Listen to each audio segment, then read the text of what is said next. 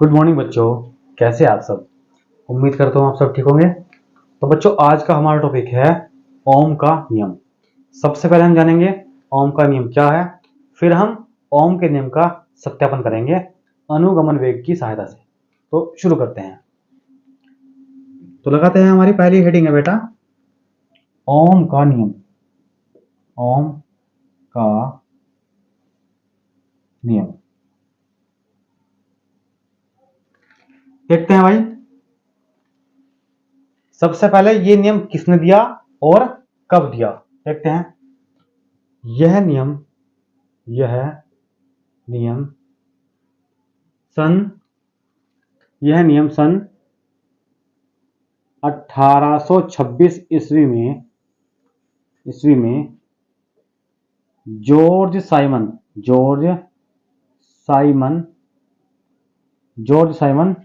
ओम ने दिया।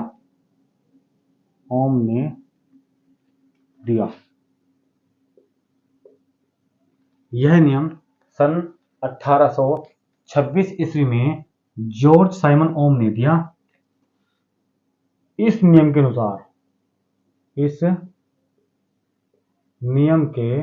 अनुसार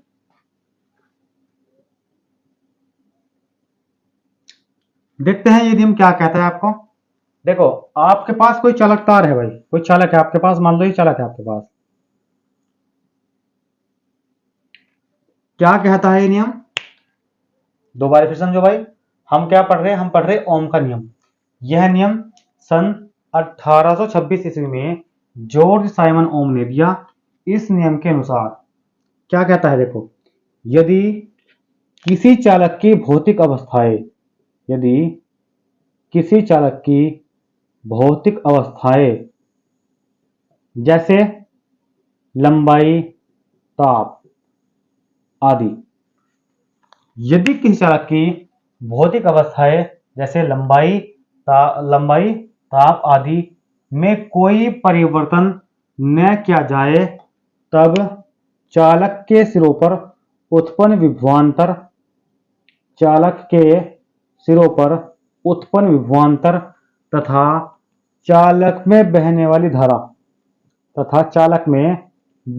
धारा का अनुपात चालक के सिरों पर उत्पन्न विभवांतर तथा चालक में बहने वाली धारा का अनुपात नियतांक होता है। धारा का अनुपात एक नियतांक होता है। यही ओम का नियम है। दोबारा फिर समझो भाई, ओम ने क्या कहा अपने नियम में? इसने भाई ये बोला कि यदि चालक के सिरे कौन कौन से भाई? एक तो आपके पास ये सिरा हो गया, एक आपके पास ये सिरा हो गया। चालक के सिरों पर उत्पन्न विभवांतर तथा चालक में बहने वाली धारा का अनुपात एक नियतांक होता है, एक कांस्टेंट होता है। अब इसका मतलब क्या हुआ? इसका मतलब यह है कि जितना आप विभवांतर इंक्रीज करोगे, उतनी ही धारा इंक्रीज होगी, उतनी ही धारा बढ़ेगी। अगर आप इसे ग्राफ के माध्यम से समझो तो देखते हैं इसको ग्राफ के माध्यम से कैसे समझेंगे। भाई हमारे पास मान लो ये आपके पास क्या है? ये आपके पास विभवांतर है और ये आपके पास धारा है। ये आपके पास I है और ये आपके पास बेटा क्या है? V है। अब ये क्या है? यहाँ है 0 0 पे। तो जैसे आप V का मान बढ़ाओगे, ऐसे आपका धारा का मान बढ़ेगा, और जितना V का मान बढ़ेगा उतना ही धारा का मान बढ़ेगा, जितना V का मान बढ़ेगा उतना ही धारा का मान बढ़ेगा, जितना V का मान बढ़ेगा उतना ही धारा का मान बढ़ेगा। ठीक है, चेक करो। देखो, अगर आप इसे आगे बढ़ाओगे और आप इसे आगे बढ़ाओगे तो आपकी लाइन देखो, ये पॉइंट बैठ गया आपका। फिर आप इसे आगे बढ़ाओ, ऐसे करके इसे आगे बढ़ाओ, आप ऐसे करके ऐसे करके बढ़ोगे तो आपको क्या मिलेगी? एक स्ट्रेट लाइन मिलेगी आपको, सीधी लाइन भाई। इसका मतलब यह है कि जितना V का मान बढ़ रहा उतना ही आपका I का मान बढ़ रहा। यदि किसी चालक की भौतिक अवस्थाएं जैसे लंबाई, ताप आदि में कोई परिवर्तन न किया जाए, तब चालक के सिरों पर उत्पन्न विभवांतर तथा चालक में बहने वाली धारा का अनुपात का रेशो एक कांस्टेंट होता है, एक नियतांक होता है, इसी को ही हम बोलते हैं ओम का नियम। आगे बात में भाई, चलो जी, ये इसका एक ग्राफ है, आप बनाना चाहो बना सकते हो। जितना विभवांतर बढ़ेगा उतनी धारा बढ़ेगी। इसका मतलब जो एक इसका जो ग्राफ आएगा, जिसका ग्राफ बनेगा बेटे, वो एक स्ट्रेट लाइन आएगी भाई, सीधी लाइन। ठीक है बेटा, चलो जी, बहुत बढ़िया। देखते हैं ना आगे क्या है हमारा। बहुत आसान था भाई ये। अब हमारे पास, मान लेते हैं हम, ये आपके पास कोई चालक था, ये आपके पास बेटा कोई चालक है।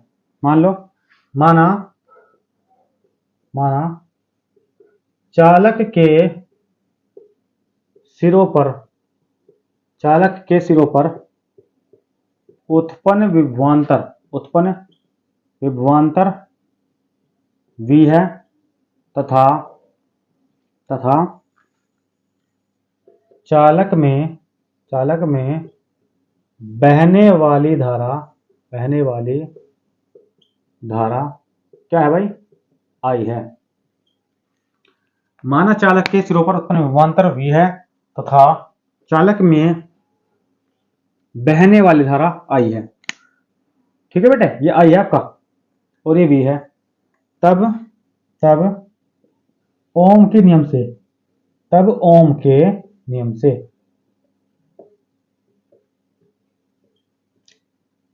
ओम का नियम क्या कह रहा, अभी मैं आपको ग्राफ के माध्यम समझा चुका। जितना आपका V बढ़ेगा उतना ही आपकी I बढ़ेगी, यानी जो आपका विभवांतर है वो समानुपाती है धारा के। ये कह रहा हूं प्रेम भाई, इनका जो रेशो है वो कांस्टेंट है, इनका जो अनुपात है वो कांस्टेंट है, नियतांक है। कैसे, जितना आपका V का मान बढ़ेगा उतना ही आपका धारा का मान बढ़ेगा, दोनों मान एक साथ बढ़ेंगे। ठीक है, यानी V समानुपाती I के है। अगर मैं ये समानुपाती का निशान हटाऊं तो मुझे एक नियतांक लगाना पड़ेगा, जो कि आपके पास है यहां से R, V बराबर RI, जहां R एक नियतांक है, अब इस I को आप इधर ले आओ तो V upon I is equal to R, तो यही तो आपका ओम का नियम भाई। और R क्या है आपका, कांस्टेंट है। R क्या बेटे, R आपका है नियतांक। यदि किसी चालक की भौतिक अवस्थाएं जैसे लंबाई, ताप आदि में कोई परिवर्तन ना किया जाए तो उस चालक के सिरों पर उत्पन्न विभवांतर तथा उसमें बहने वाली धारा का अनुपात एक नियतांक होता है। यही तो आपको ओम का नियम है भाई। फिर उसके बाद लिखोगे, माना चालक के सिरों पर उत्पन्न विभवांतर V तथा चालक में बहने वाली धारा I है, तब ओम के नियम से V समानुपाती I, V बराबर RI, जहां R क्या है, कांस्टेंट है, यानी V, इसके बाद जो आपका I है वो V के बटे में चला जाएगा, तो आपका आ जाएगा V बटे I इजिकल टू R। ठीक है बेटा, ये था आपको ओम के नियम का। अभी मैंने आपको ओम के नियम का सत्यापन नहीं कराया भाई, ये एक तरह से इसकी परिभाषा थी, परिभाषा कह लो आप, इसके बारे में थोड़ी सी जानकारी थी। अब हम थोड़ा बात करते हैं प्रतिरोध को लेकर। इस प्रतिरोध की परिभाषा क्या है और प्रतिरोध का मात्रक क्या है, देखते हैं भाई। प्रतिरोध क्या है, व्हाट इज अ रेसिस्टेंट, पढ़ते हैं इसके बारे में। अभी हम निकाल चुके R बराबर V बटे I, तो आप इसकी दो परिभाषा निकाल सकते हो। पहली परिभाषा सूत्र के माध्यम से, किसी चालक के सिरों पर उत्पन्न विभवांतर तथा उसमें बहने वाली धारा के अनुपात को उस चालक का प्रतिरोध कहते हैं। दोबारा फिर समझो बेटे, किसी चालक के सिरों पर, यह आपका कोई चालक है भाई, किसी चालक के सिरों पर उत्पन्न विभवांतर तथा उसमें बहने वाली धारा के अनुपात को प्रतिरोध कहते हैं। इसका मात्रक क्या होता है बेटा, देखो, वोल्ट प्रति एम्पियर। इसका मात्रक क्या होगा, वोल्ट प्रति एम्पियर, या फिर इसको बोलते हैं ओम। एक इसका मात्रक है भाई सीधा डायरेक्टली ओम, जिसको शो करते हैं इस टाइप से। ठीक है, तो एक परिभाषा तो इसकी हो गई इसके फॉर्मूले के माध्यम से, और दूसरी परिभाषा क्या है? दूसरी परिभाषा बेटे बहुत आसान है। किसी चालक में विद्युत धारा के मार्ग में आने वाली रुकावट को वैद्युत प्रतिरोध कहते हैं। किसी चालक में विद्युत धारा के मार्ग में के रास्ते में आने वाली रुकावट को वैद्युत प्रतिरोध कहते हैं। इसे कैपिटल आर से नोट करते हैं। इसका मात्रक वोल्ट प्रति एम्पियर या ओम होता है। अब वोल्ट प्रति एम्पियर, या आप इसको लिख सकते हो बेटे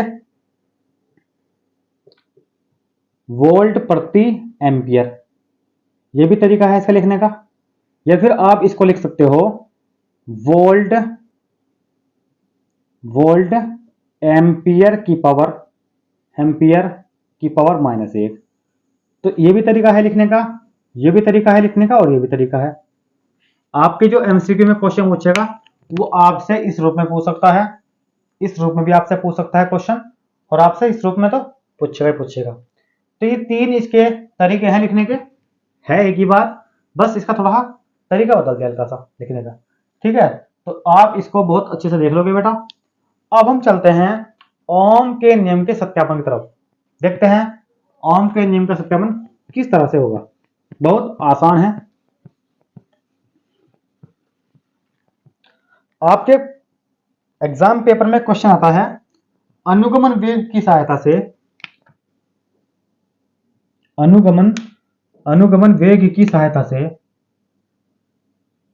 अनुगमन वेग की सहायता से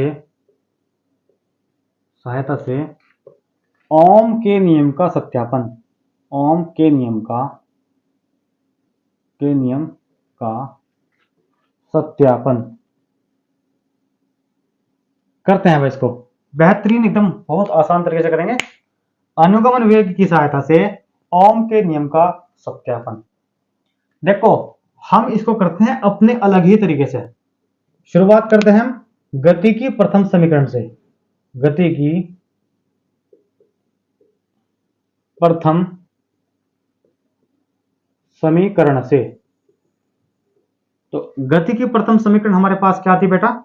v बराबर u प्लस at, v बराबर u प्लस at। चूंकि यहां ओम के नियम की बात हो रही, तो यानी ओम के नियम में कोई चालक तार है आपके पास, तो जो इसमें जो वेग है ये बेटा वेग है आपका मुक्त इलेक्ट्रॉनों का वेग, यानी मुक्त इलेक्ट्रॉनों का अनुगमन वेग। और मैं आपको पीछे पढ़ा चुका, अनुगमन वेग को हम डिनोट करते हैं किससे? vd से। अनुगमन वेग को हम vd से डिनोट करते हैं। ठीक है बेटा। अब देखो u जो आपका है ये आपके पास है स्टार्टिंग वेलोसिटी यानी प्रारंभिक वेग, और प्रारंभिक वेग हमेशा क्या होता है आपका? 0 होता है बेटा। a क्या है? त्वरण है। और t क्या है? यहां टाइम है। तो जब हम मुक्त इलेक्ट्रॉन का अनुगमन वेग पढ़ रहे थे वहां मैंने आपको एक हेडिंग पढ़ाई थी श्रांति काल।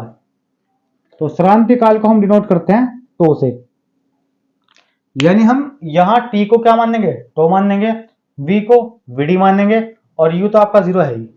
अब आप क्या काम करोगे बेटे? इस मान को हम इस इक्वेशन में रख लेंगे। इसको आप मान लो समीकरण नंबर 1। ठीक है।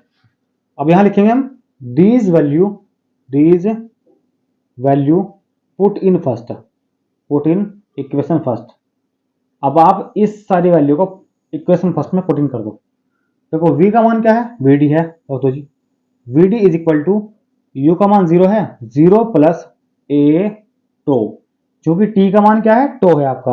तो आपके पास आ गया बेटा vd is equal to a टो, vd is equal to a to.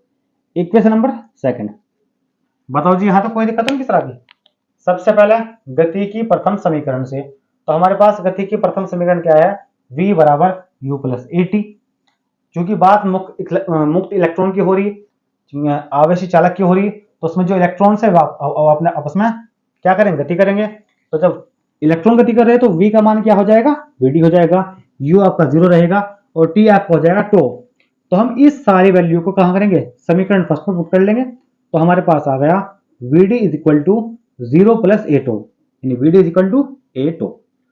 ठीक है बेटा, चलो जी, अब आप इतना काम करने के बाद इसको टिक करोगे अपनी फेल कॉपी में।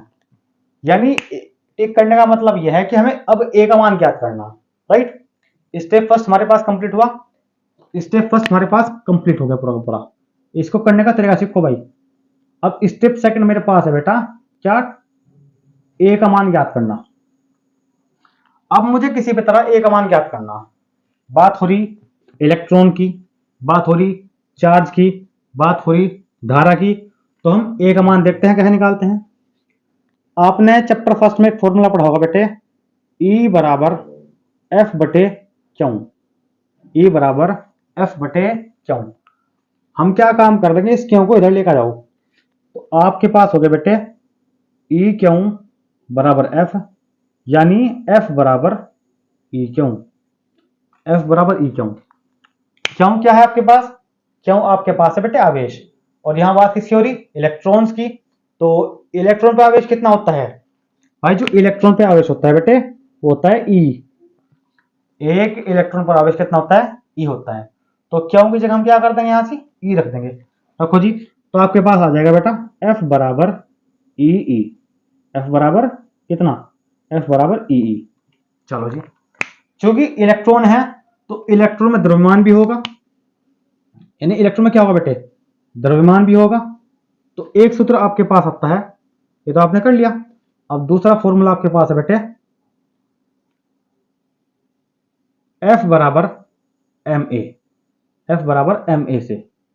तो हम क्या करेंगे, देखो ये भी एफ का मान है और ये भी आपका एफ का मान है क्या नहीं। तो इन दोनों को बराबर कर लो भाई, ये भी आपका एफ का मान है और ये भी आपके पास इसका मान है, एफ का मान है। तो आपके पास हो जाएगा बेटा ई क्यू, सॉरी ई ई बराबर एम ए, ई ई बराबर एम ए।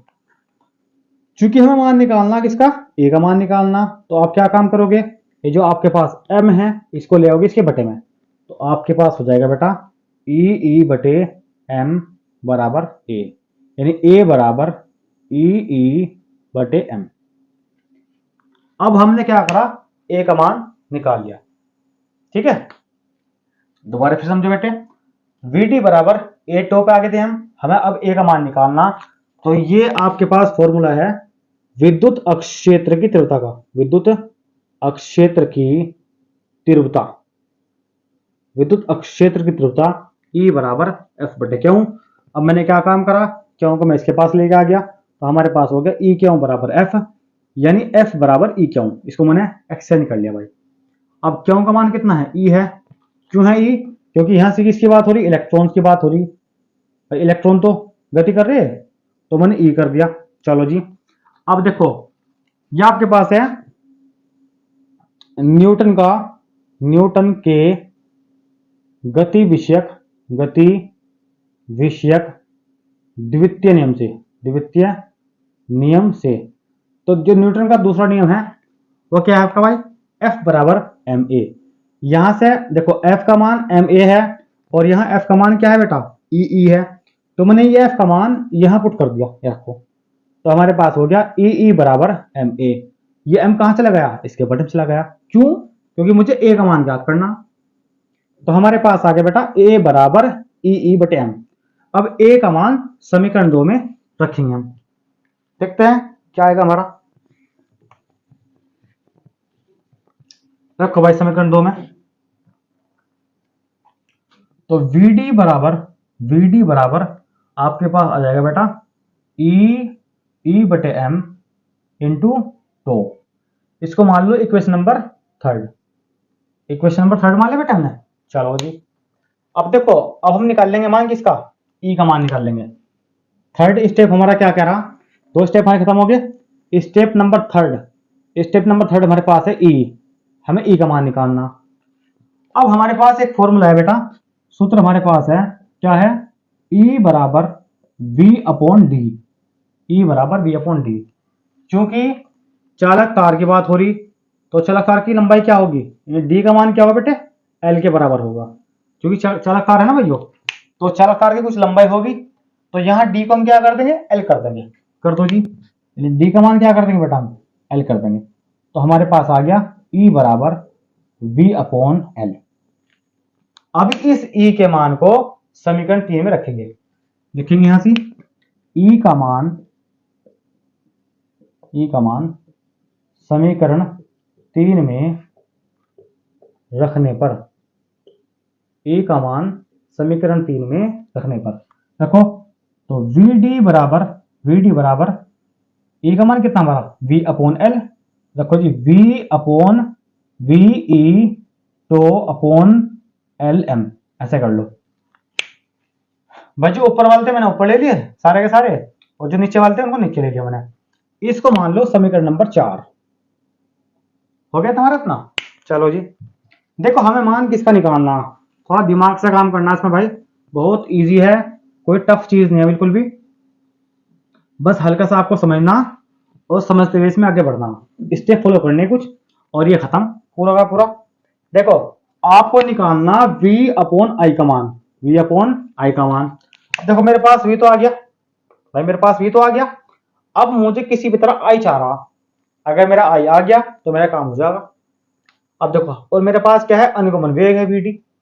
तो हमने कल एक सूत्र पढ़ा था, क्या सूत्र था हमारा भाई, i बराबर N E A V D, I बराबर N E A V D.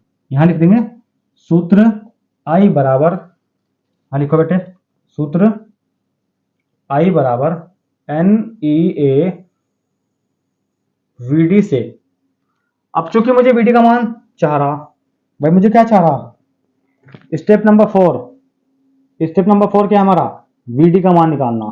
चलो जी, तो इसे पूरे को कहां पहुंचाओगे आप, बटन पहुंचा दोगे। तो हमारा हो गया आई बराबर N E A is equal to V D, I बराबर N E A is equal to V D. अब क्या काम करेंगे हम, वी डी का मान समीकरण 4 में रखने पर। रखो जी, वी डी का मान समीकरण 4 में रखने पर रखो जी। तो हमारे पास हो गया बेटा आई बटे एन ई ए बराबर वी ई टो बटे एल एम, वी ई टो बटे एल एम। अब आपने क्या काम करना, हमें निकालना v अपॉन आई का मान। चेक करो, v आपके पास ये रहा और i आपके पास ये रहा। आपको क्या काम करना बेटे, इस पूरे को इधर उठा के ले आओ और i को इधर ले जाओ उठा के। तो आपका हो गया एल एम बटे एन ई ए बराबर वी ई टो बटे आई। चूंकि मुझे मान निकालना v अपॉन आई का, अब आप क्या काम करोगे, जो ई टो है इसको आप इधर लेकर जाओगे। तो आपके पास हो जाएगा बेटा एल एम बटे N E A into E tau बराबर V upon I. V upon I हो गया। अब देखो एल एम बटे N N E into E square और ए टो बराबर वी अपॉन आई। हो गया हमारा इतना। चलो जी, अब आगे बढ़ते हैं। देखो थोड़ा इसको एक्सटेंड कर लो, इसको उधर लेकर जाओ और इसको पर ले जाओ। तो हम लिखेंगे यहां से v upon I is equal to L M बटे N E square A tau, E square A tau. अब देखो हम इतना काम कर चुके, राइट। अब आप मुझे बताओ, जब मैं ओम करने में आपको पढ़ा रहा था स्टार्टिंग में, तो मैंने क्या कहा था, यदि किसी चालक की भौतिक अवस्थाएं जैसे लंबाई, ताप आदि न बदले, आदि क्या रहे, स्थिर रहे, नियत रहे, तो ये आपके पास क्या बेटे, ये आपके पास नियत हो गया। और जो इलेक्ट्रॉन का द्रव्यमान है वो भी तो आपका कांस्टेंट ही भाई, जो इलेक्ट्रॉन का द्रव्यमान है वो भी क्या है आपका नियतांक है। चलो जी, ये भी नियतांक हो गए। चूंकि ताप नहीं बदल रहा, अगर आपके पास कोई चालक है और इसका टेम्परेचर बिल्कुल नॉर्मल है, सेम टेम्परेचर है इसका, इसके ताप में कोई डिफरेंट नहीं आ रहा, तो जो इलेक्ट्रॉन की संख्या है वो भी नहीं बदलने की आपकी, वो भी, इसका मतलब ये भी आपका नियतांक हो गया। चलो जी, ये भी आपका क्या हो गया, नियतांक हो गया। चूंकि समान लंबाई का तार है तो इसका जो क्षेत्रफल है वो भी क्या होगा आपका, वो भी नियतांक होगा। ठीक है, और जो आपका ई है ये भी क्या होगा बेटे, इलेक्ट्रॉन की संख्या या इलेक्ट्रॉन, ये भी नियतांक होगा। और जो आपके पास क्रांतिकाल है वो भी क्या होगा, नियतांक होगा, वो भी क्या होगा, नियतांक होगा। राइट, तो इसका मतलब ये हुआ कि जितना पूरा पूरा पोर्शन है ये सभी क्या है, नियतांक है आपका। तो हम कह देंगे V upon I is equal to नियतांक, V upon I is equal to नियतांक। यही तो हमारे पास क्या था, ओम का नियम था। तो हम लिख देंगे यही ओम का नियम है, ओम का नियम है, यानी V upon I is equal to R. यही क्या है बेटे, ओम का नियम है। इस प्रकार हम ओम का नियम सिद्ध कर चुके। बहुत आसान था, कोई दिक्कत वाली बात नहीं थी इसमें। आप इसको एक दो बार देखोगे तो ये आपकी समझ में आ जाएगा। ठीक है बेटा, तो आज की वीडियो में हम इतने रखते हैं। इस लेक्चर को आप बड़े ध्यान से देखिएगा, मोस्ट इंपोर्टेंट लेक्चर है और आपके एग्जाम्स में ये क्वेश्चन इस बार आने की प्रबल संभावना है। अनुगमन वेग की सहायता से ओम के नियम का सत्यापन मोस्ट इंपोर्टेंट क्वेश्चन है। ठीक है बेटा, तो आज के लिए हम इतना रखते हैं। Okay bye.